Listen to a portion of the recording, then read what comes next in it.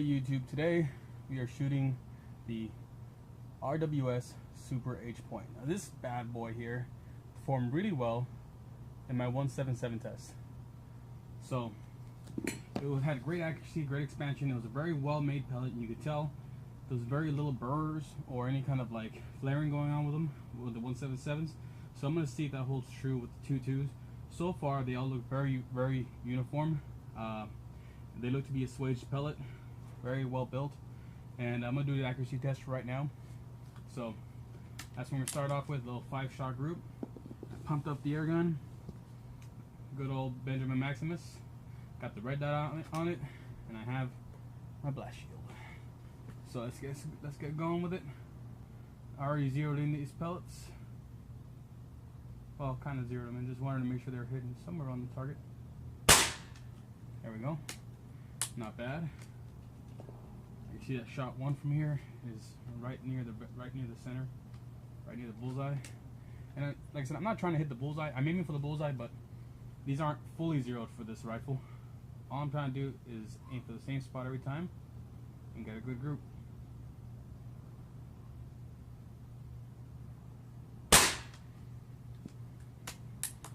Looks like so far both pellets are touching.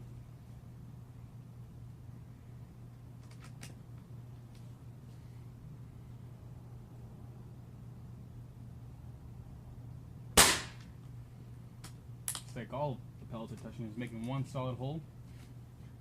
And like I said before, I had really good success with these in the 177 test. So I expect nothing less out of the 22.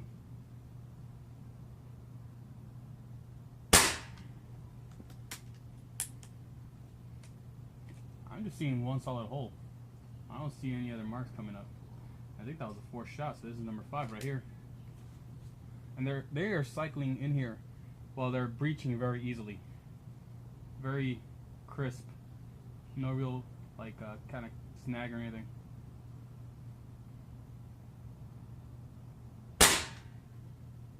Yeah, I only see one solid hole.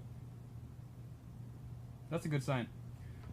They had great accuracy in the 177, so like I said, I expected no less out of the 22.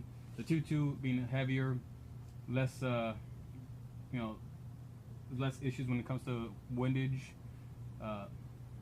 and I just, like I said, I have great expectations for these pellets. I'm gonna go over here, switch the target, put the what's it called, the ballistics gel up, and shoot that. All right, so like I said before, this is gonna be a quick and dirty. So I'm just gonna do 3 shots into the gel and see what we got. Now, before, the 177s flying at supersonic speed, well, not supersonic, they're roughly going 1,000 feet per second out of the 177. The hollow point cuff will fragment on some of them. Now, I'm trying to give them a good space apart so we don't kind of hit the same spot and alter the penetration portion of this test. So. Alright. Oh, and that one went straight through. I think I see where it landed.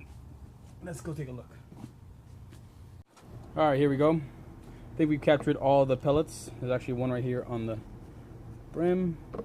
And just like with their 177 younger brother, the hollow point cuff completely fell off and the base kept going. The first shot almost made it all the way out. You see it still broke. The ballistics gel completely broke it. You can see the lead with no ballistics gel on the way there. The second one went out the base right there and stayed on the little what's it called? It actually broke my lid and bounced back and stayed on there. The third one, all of them had that separation of the cuff, right? That fragmentation. The third one went out the side here, completely went through and out, kind of did a little curve. They all did a little sideways curve. That's just the direction I was shooting them at. I was a little bit of an angle. And went completely out and bounced around and landed near me. And this is the one that landed near me, right here. Here's the one that broke my lid, and the other one, the last one, as you saw earlier, is still in the gel, but just barely. All those hollow point cuffs are in there through inside the ballistics gel, about 75%, between 60 and 80% of the way through. So average of about 75%, 70-75% of the way through the gel. So you see one of them nice little rings. One has two pieces broken off. One is just a giant flap of lead. Well, not giant, but a long flap of lead. So all in all, not bad, if I do say so myself. It's pretty good. You can see that piece of lead there, that piece of lead there, and those two pieces of lead there. So pretty good consistency when it comes to the effect, and as you saw earlier, just awesome consistency when it came to the accuracy.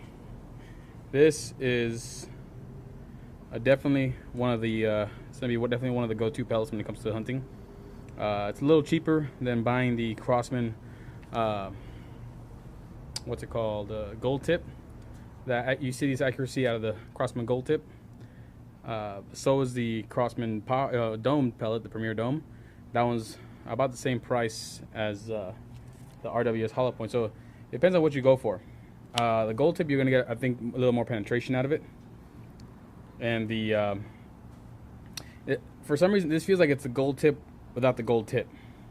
The RWS feels like it's a gold tip without the gold tip. It's an awesome hollow point pellet, decent weight to it, and it's just overall a well-built pellet. It is very well swaged pellet.